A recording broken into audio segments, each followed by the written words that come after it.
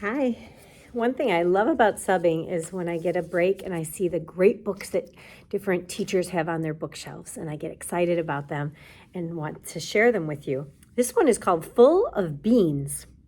Henry Ford Grows a Car. It's by Peggy Thomas and illustrated by Edwin Fotheringham. Have you seen cars on the road that say Ford on them? Henry Ford was the creator of those, but this book says Henry Ford made cars, millions of cars. But this story isn't about cars. Well, maybe just one. It's about one car and a lot of beans.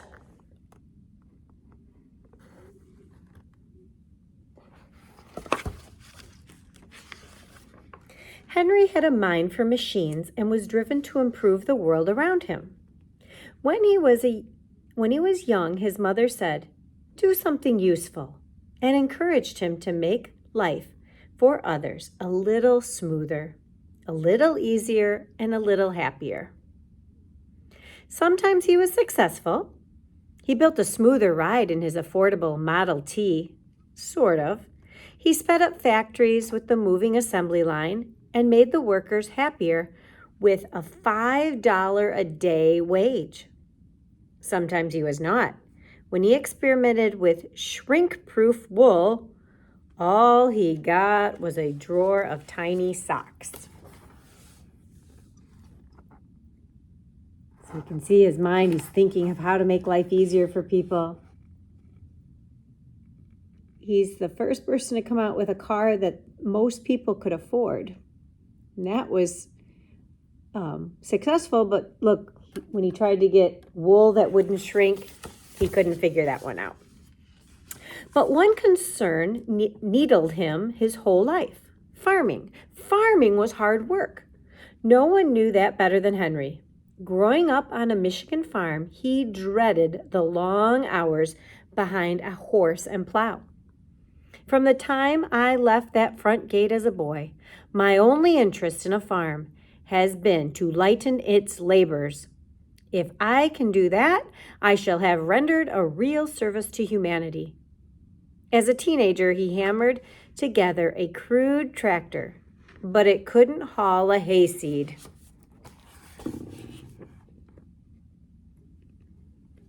So where did he grow up? On a farm in Michigan, and he worked very hard on there. As a successful car manufacturer, Henry still experimented with building tractors from leftover car parts. One of these tractors, the Fordson, sold for more than 50 years. But heavy hauling and long hours of plowing was only part of the problem farmers faced. In 1929, the entire country suffered from the Great Depression. The stock market crashed, businesses failed, people couldn't find jobs. Some farmers lost their land. Others left crops rotting in the field because they couldn't afford to harvest.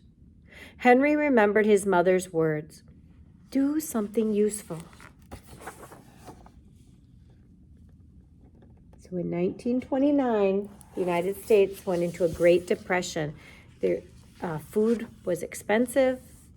There was, people lost a lot of their money, and things were really hard for people, especially farmers.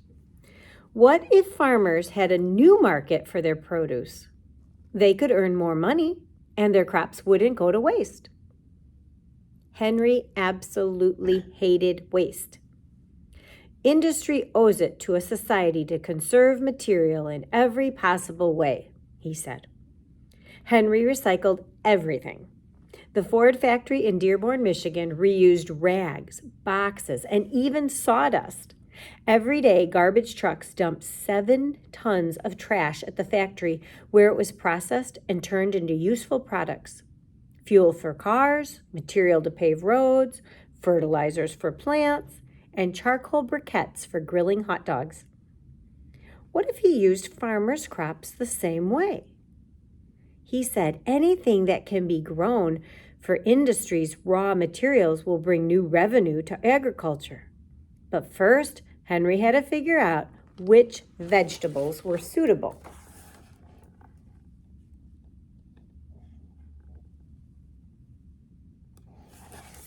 I bet people thought something was wrong with him when he had all that garbage dumped. 7 tons of trash to the factory every day. On a patch of land that he called Greenfield Village, Henry built a laboratory. He hired a team of young men to study the chemicals in every grain, fruit, and vegetable. One of those men was Robert Boyer. While ratchets and widgets cranked and spun in Henry's brain, Robert thought about chemicals and atoms that could be pulled apart and mixed together. Soon, truckloads of vegetables tumbled in a heap outside the lab.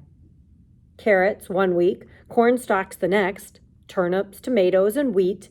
Robert ground, whirled, boiled, and stirred. Henry rocked or did chin-ups on a beam. This was his way of thinking. He would either just rock or he would do chin-ups, pull-ups. After 2 years, they discovered the perfect crop for the factory. You can see Robert doing the experiment and Henry there doing some pull-ups. The soybean. They figured out that the soybean was the perfect crop. People in China had grown and eaten soybeans for centuries. But in the United States, the soybean was cow feed. To Henry, it was a wonder crop. Soybeans were easy to grow, enriched the soil, and were bursting with oil and protein. Henry imagined farmers all across the country growing soybeans for food and for industry. But exactly what could they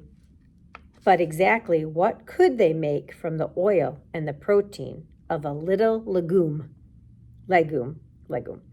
To work that out, Henry needed lots and lots of soybeans.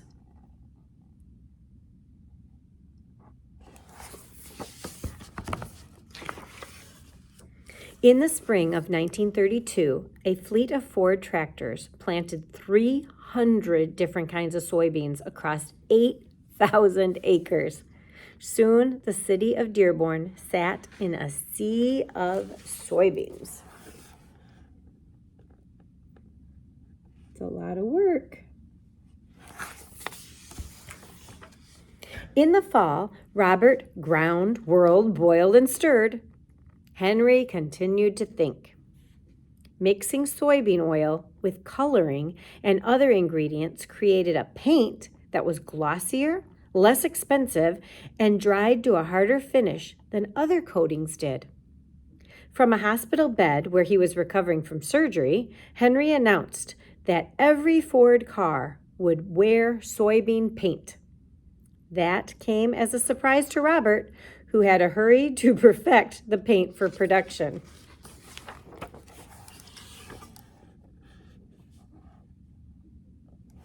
Paint made from soybeans. Next, Henry's team mixed soy protein with a chemical resin to make a hard plastic. Soon, cars rolled off the assembly line, gleaming with the soybean plastic horn buttons, gear shift knobs, light switches, and distributor caps.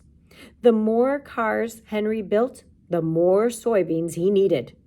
Henry kept a network of 700 Michigan farmers busy, growing more than 22,000 acres of soybeans. Some people thought Henry was full of beans, and he was. So the paint and all the different plastic knobs were made out of soybeans.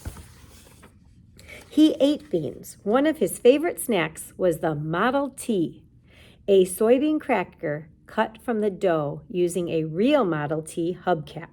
Henry sold soy flour to factory workers and served soy ice cream in the lunchroom. He wore beans. What?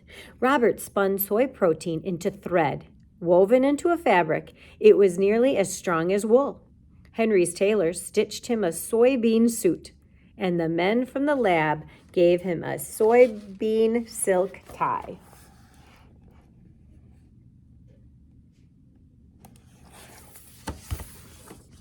And Henry wanted to drive beans.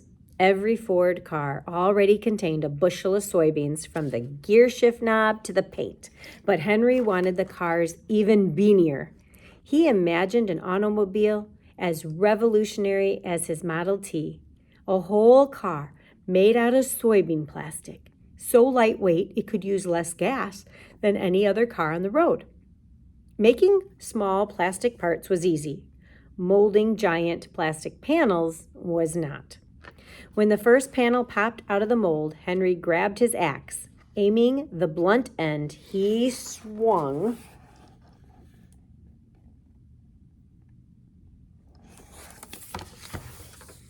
thwack, crack. He punched a hole clear through. To test the strength of the next panel, Henry jumped up and down on it. If that was steel, he said, it would have caved in. Henry attached a plastic trunk lid to his own car. With a crowd of people watching, Henry opened the trunk and pulled out his axe. He swung as hard as his wiry frame would allow. This time the axe bounced off the plastic and over his shoulder. It was time to assemble the car. So the first time he tried it, he realized it was not going to be sufficient in strength, right? And he worked harder, and then he tried it on his own car, and it worked. Henry's team affixed the plastic panels onto a tubular steel frame. 2 fenders in the front, 2 in the rear, a front grille, the engine hood, the doors, and a roof. 14 plastic panels in all. No one had seen anything like it. The men in the Ford plant called it a monstrosity. Just an old man's hobby. Henry knew it was much more. It wasn't just a car. It was the perfect symbol of how farmers could fuel factories.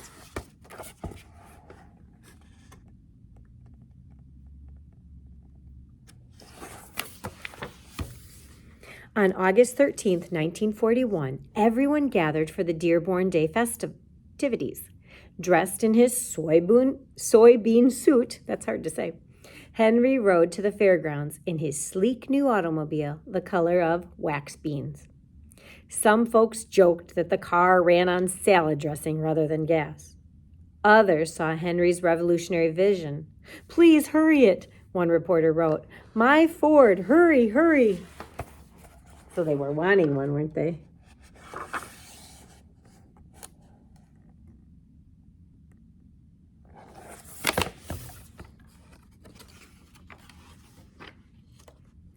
But 4 months later, no one was talking about Henry's amazing soybean plastic car. On December 7th, the Japanese Navy attacked Pearl Harbor, and America was at war. Pearl Harbor's in Hawaii.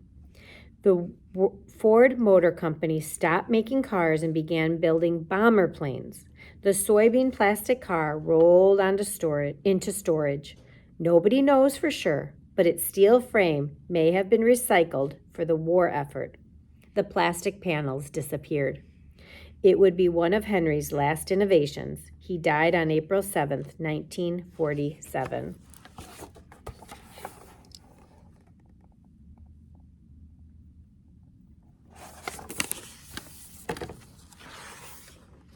Henry will always be remembered for making cars, millions of cars. But only one proved that Henry was not full of beans. Today, soybean farmers continue to fuel factories, growing furniture and flooring, dog biscuits and bread, candy, crayons, and cars.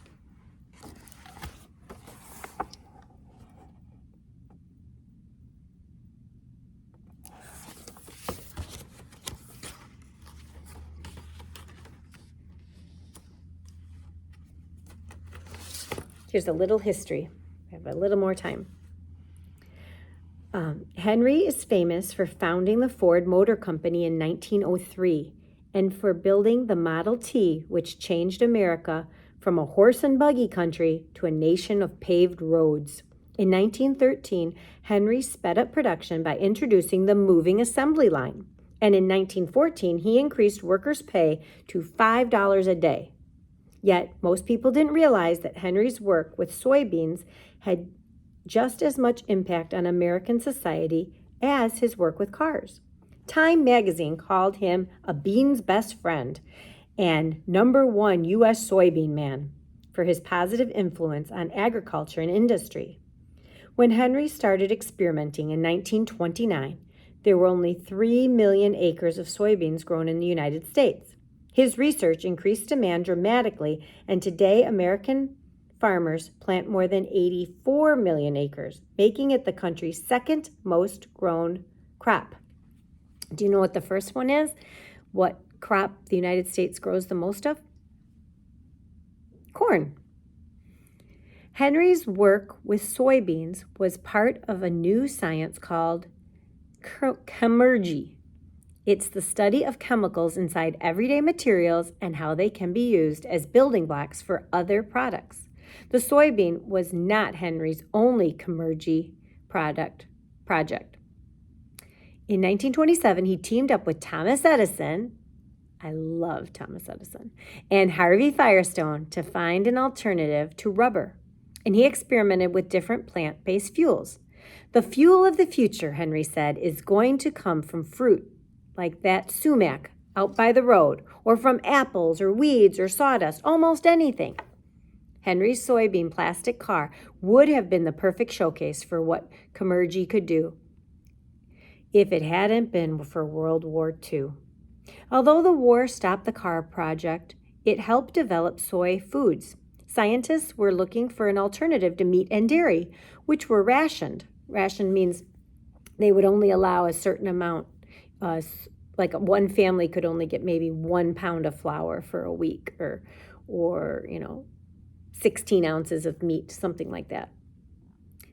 Because times were so hard, they had a ration. They had to allow certain people to get a certain amount of food. Henry's soybean team created non-dairy whipped topping from the oil, and Boyer created a vegetarian meat substitute from the protein.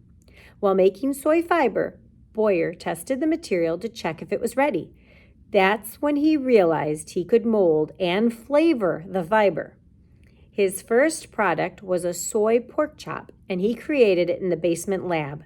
Today, soy oil and protein are used in many prepared foods. The average American eats about a half cup of soybean products every day. So here's his tractor, and here's his Model T. Another thing Ford used to say is you could get a Ford in any color you want, as long as it's black. So we see lots of colored cars on the road today, but at first there was only black. And later, after the Model T, there was a Model A that came out. And when I got married, the car that my husband and I rode away after the wedding was a Model A. My dad had an antique Model A Ford. I hope you enjoyed this book. Another thing I hope you can do is I hope you can go to Detroit and to Greenfield, and you can see wonderful things. He has different houses there that you can walk through. One of them was Daniel Webster's house that they moved there. If you don't know who Daniel Webster is, you can look up him. There's a great museum there. It's definitely worth a trip if you can get there. And then you can also go to the factory where they're making F-150 trucks, and you can watch it. It's so exciting. So I hope you enjoyed this book. He has a recipe for the Model T crackers in the back if you ever want to make those. You can, I'll just show it. You can make those if you want. Because you know what? I think I'm going to. And if you heard in here, he teamed up with Thomas Edison and Henry Fireside. Henry Fireside? I'm not sure if that was his first name. Fireside. Can't remember right now. And they were very good friends. And another man named Newton wrote a book about how good friends they all were, and he was friends too. And that book is called Uncommon Friends, and that's for older people, but it might interest you someday to hear about their friendship. So I hope you enjoyed this book. Hope it excites you to come up with ideas on how to use products that we might have a different way to use them, or chemurgy, if I'm even pronouncing that right. So I hope you enjoyed this book.